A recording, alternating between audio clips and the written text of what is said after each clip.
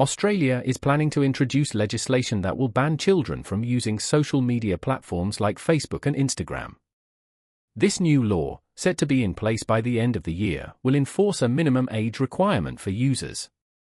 While the exact age hasn't been confirmed, the government is considering setting it between 14 and 16 years old.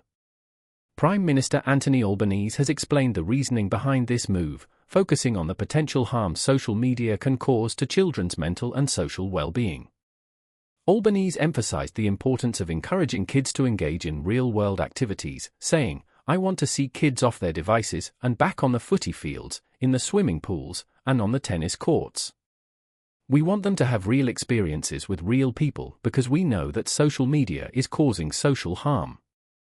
This is a scourge, and we know there are mental health consequences tied to what many young people are dealing with, such as online bullying and harmful content." The Prime Minister's concern reflects the growing awareness of the negative effects social media can have on younger users, including exposure to inappropriate material and online harassment. The government intends to introduce this legislation before the next federal election, scheduled for May of next year. Although the Prime Minister supports setting the minimum age at 16, questions remain about how the new law will be enforced. One potential solution being discussed is the use of facial recognition and age verification software to ensure compliance, but privacy and technical concerns have yet to be fully resolved.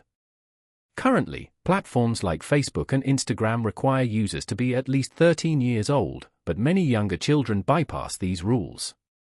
The new legislation aims to create stricter controls and ensure that these guidelines are enforced more effectively.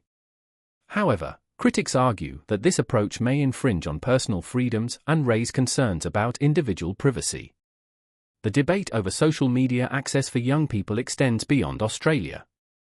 Countries around the world are grappling with how much screen time is appropriate for children and what kind of content they should be exposed to.